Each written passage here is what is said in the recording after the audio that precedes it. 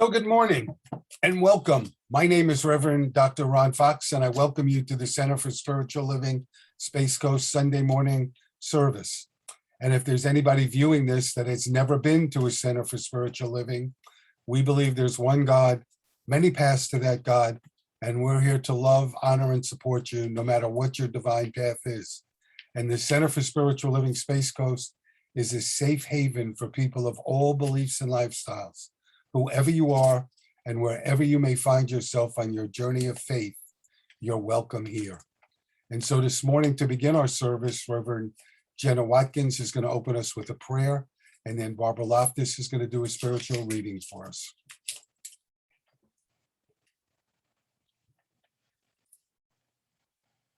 So, as we close our eyes and gently turn our awareness inward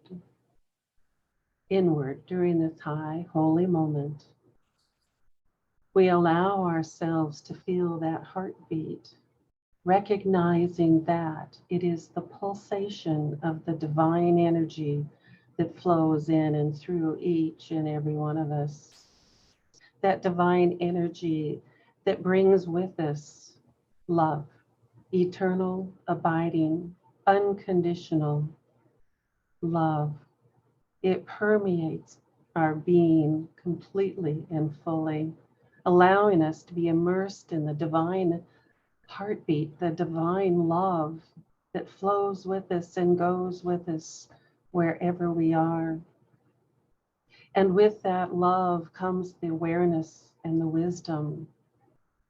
For in the silence, as we lean into it, we hear the whisper of the divine voice, guiding us, directing us, giving us the wisdom, the insight, the ideas, the thoughts, the ahas that we need. For the answers are within. All we need to do is turn within and lean on that divine presence, for it is with us always. Where there is a heartbeat, there is that wisdom of spirit flowing in as and through us. We are with it always. It is with us always. And as we come into this special holy moment, we come together as a community of people aware that we are one in spirit, that we are the hands and heartbeats of life, of spirit, of love. And we know that in this moment, we open ourselves up to get any more information, insight, thoughts, ideas that will serve us to our best and highest ability.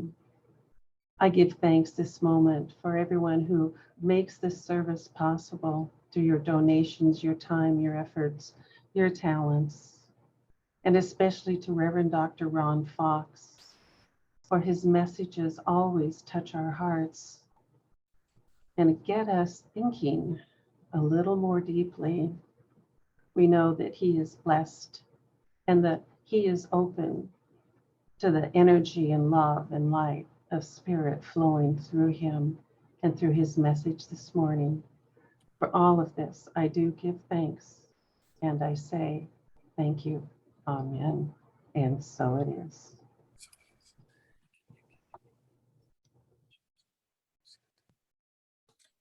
Today's reading is from the website karmayoga.net, and I'm sorry, karmayogi.net. And I don't have a writer of this particular excerpt, so I don't know who the author is, but it's called The Solution Lies in the Problem. Resourceful employers who suspect a manager of pilfering will appoint him in charge of theft prevention. This is an age-old wisdom. Behind this lies a truth of the great Indian philosophy of ever-present dualities. The moment light is created, darkness arises.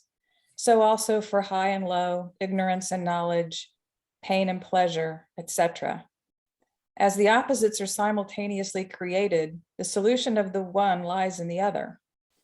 Suppose one has failed in a venture. How can he use this philosophical knowledge to solve his problems? The solution is built into the problem. When recollecting our past experience, we may see the truth in a few cases. Whether we see it or not, in whatever way a solution is arrived at, the basic philosophical truth is the solution is already in the problem. Several of our proverbs reveal this truth to us. One such proverb is, "The groom for my daughter is there somewhere. He is not to be born hereafter. We have to find him." The truth is not fully revealed here, but it is there, just as we do not see the Brahman in objects, though he is always there. We do not see the truth in all the proverbs. Such a statement is attributed to many a great man across the globe. It is much more true for us who are steeped in the culture of the spirit. Thank you, Barb. So good morning again. And this morning, the title of my message is "The Answer is in the Problem."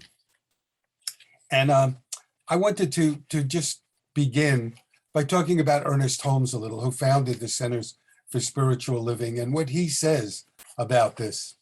And one of the things that Holmes says over and over again is that God never intended us to suffer. And he advises us to take time every day to go within and see our life as we wish it to be, to go within and see our ideal life mentally. And the technical term that we call that is a mental equivalent.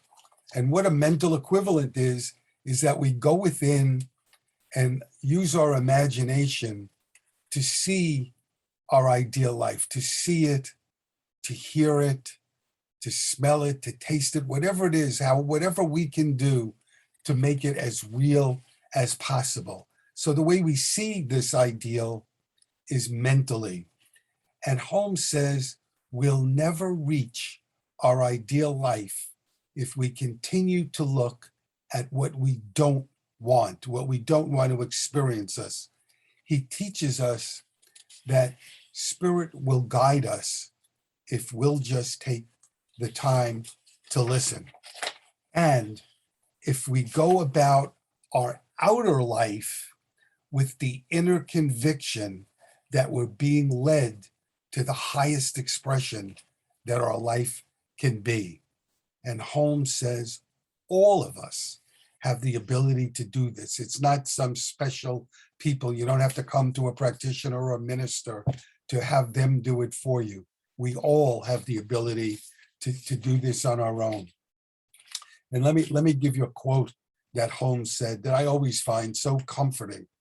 He said, "That which thought has done, thought can undo. Lifelong habits of wrong thinking can be consciously and deliberately neutralized, and an entirely new order of mental and emotional reaction established in our mind." And he goes on and he says, it may not happen in a day, in a moment, in a month, or even a year, but we can do it. And somebody once asked Holmes, how long should we pray? And how long should we go within and do this? And he said, the answer is simple: until you manifest what it is you're seeking. So I want to tell you a story that I read in a book by Barbara DeAngelis called Soul Shifts. And years ago, when our practitioner Ginny was doing a book club in Brevard, we read the book Soul Shifts. And in there, Barbara DeAngelis tells a story of a time she was on a plane. And she was on a plane, and there was a man in the row in front of her. Now you got to picture this, who lifted the shade. He had the window seat, so she must have had the middle seat that she had a clear view of him. But he lifted the shade about this much, just a couple of inches. And then he spent the entire flight looking out like this. He had to bend over and contort himself to look out the window. And in fact, one of the flight attendants came and offered to help him, and he said, "No, I'm fine." And he spent the entire flight with his shade just open a few inches. And Barbara, for whatever reason, was fascinated by his behavior because he just continually did it. And then she had some kind of aha of why she was so interested in watching him. And she said, I think that's the way some of us live our life.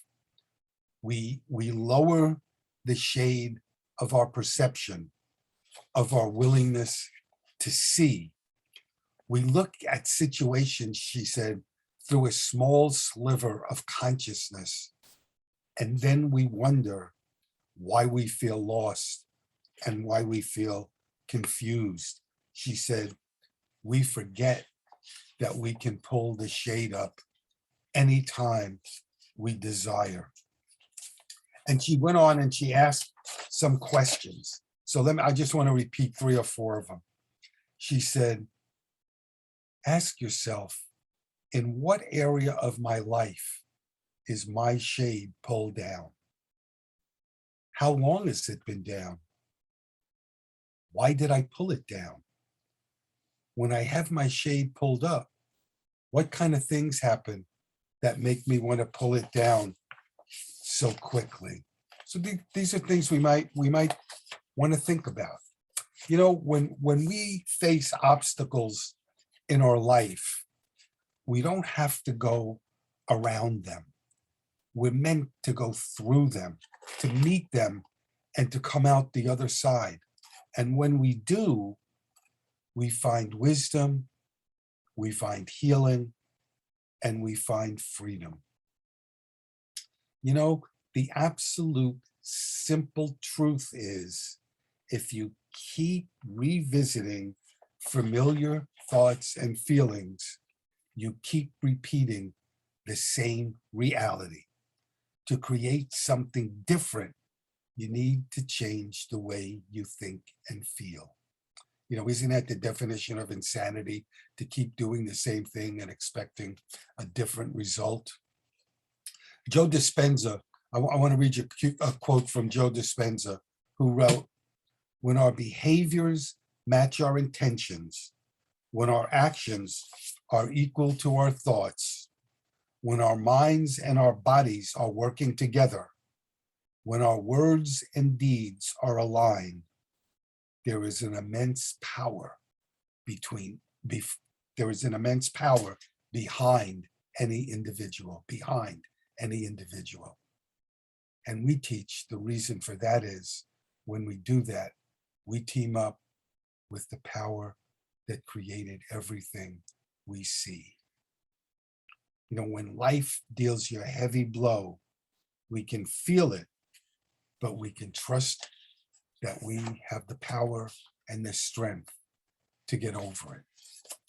Let me give you a simple example that Rabbi Byron Sherwin writes about in one of his books.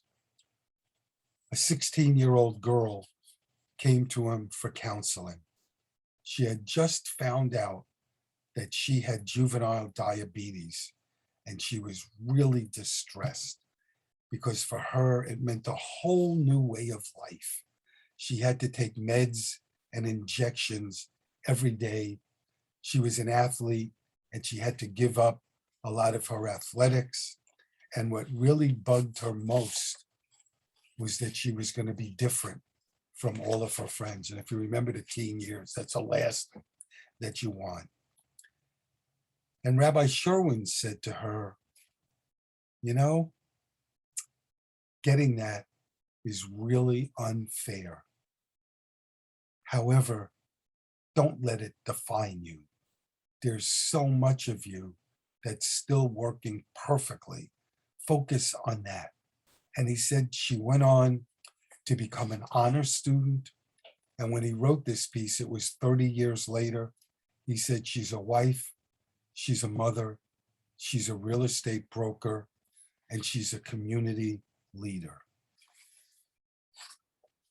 I want to read to you a piece that I wrote in my book, Experiencing the Beacon Within. And I titled it Living a Spiritual Life.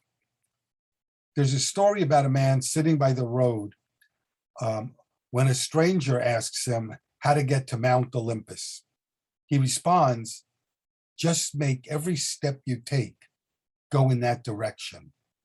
In the spiritual arena, we reach higher and higher by changing our consciousness. Ernest Holmes put it this way: the greatest experience of our life is the conscious use of God power within us. Doing it, we receive untold good.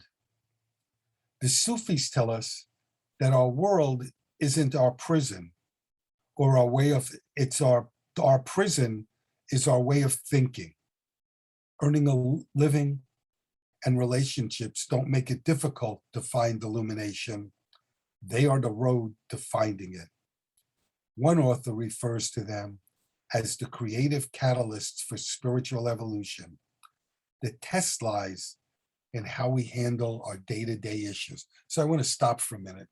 So what this author, because this, in writing, you don't get to always write the full piece, but what this person was, he was the head of Sufis, and he was saying that earning a living, having mortgage payments, car payments, a family, children, he said that's a more difficult life than sitting in a cave and meditating all day. And if some of the great spiritual teachers of the world had to live the kind of life we live, they might struggle. They might struggle too. We teach, we become what we think. So as we deepen our consciousness, our life changes. We become more aware of spirit expressing in and through our lives. And soon, not only are we aware of it, but other people see the change in us too. The loving being we are becoming lights up our little corner of the world. What a gift. Who could ask for more? All of us have infinite potential. And all of us at some point in our life are going to come up short. Everybody, even great inventors, great athletes, anybody you look at that had great success in whatever their field is, they struggled and they overcame the struggle to do whatever it is that they did. The author Tama Keyes puts it this way. She said, you will fall, but you can't fail. And she said she remembers a ski instructor when she was learning how to ski who said, you've got to learn how to fall before you can learn how to fly. And there's a Japanese proverb that says, fall down 7 times, get up 8 times. Let me give you an example of what I mean. Steve Jobs and Steve Wozniak started a company in a garage in April 1976. And we all know what they birthed. But a year after the Macs hit the market, Wozniak and Jobs had a falling out. And the board, they sided with Wozniak, and Jobs was ousted from the board of directors. And later on, he wrote, he said, I didn't see it at the time, but it was the best thing that could ever have happened to me. He never let his circumstances get in the way of his dreams. You hear, he never let his circumstances get in the way of his dreams. Excuse me. I want to read to you something that Tama Keyes wrote. She called this her permission to dare statement, her permission to dare statement. I am willing to respect and advocate myself, no matter how my work is initially received. I know I will grow in strength, clarity, and magnetism as I go along. I am willing to focus on all that is going right, explore more of what is going right, and talk a lot about what is going right. So much is going right. I am willing to partner with a dynamic, intelligent force that I do not control. I am willing to recognize that I do not know how or when my destiny needs to unfold. I am willing to give things breathing room and know nothing can stop the power of my soul aligned with the power of the brilliant universe.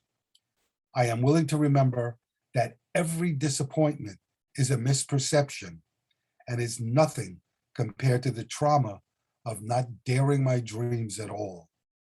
I am a huge success already because I am on this path, dedicated to this evolution, growing continuously, giving myself more love and moving in the right direction. I am succeeding just by being on this journey. So I want to move now. I did a lot of reading to prepare this message. I always do. And I want to give you just kind of a summary of what a number of authors say that we need to do to build resilience in our life. One of the things we can do is develop a support network.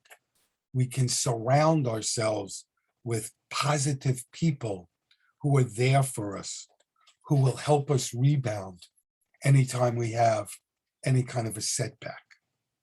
Second thing we can do is to shift our reference point. We can move beyond why me and focus how we can cope with the situation. We can think solutions, not problems. That's so similar to what Holmes said, to focus on what we want, not what we don't want. Focus on the solution. Go within, meditate, whatever. And when you do that, put the problem aside. We can develop a different perspective. Perhaps the situation isn't as bad as we think it is. Take a moment and reflect. Fourth thing we can do, we can think game on rather than game over. We can look for the gift in this situation. We can ask, how can I receive this gift? We can embrace all of it, the sad, the bad, and the scary. We can take one step at a time. If you're going through a big issue, you don't have to solve it all at once. Focus on what you need to do next. And lastly, we can look at the life situation. What is this situation here to teach me? And then we can listen for the answer. And I want to close this morning with a quote from Ernest Holmes from the book, Words That Heal Today. And Holmes wrote, "It is only when we view life from the standpoint of an expanding soul destined forever to exist somewhere that we can make sense or sanity out of the human experience. If we view life from this standpoint, that each is an evolving soul destined to live forever somewhere, we shall see that in the long run, life must return to us that which we reflect into it. In the long run, only the merciful can receive mercy.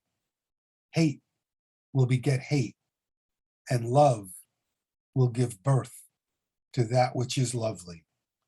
Joy will find joy, and peace will join with peace." Thank you for being here this morning. God bless you. Have a great week.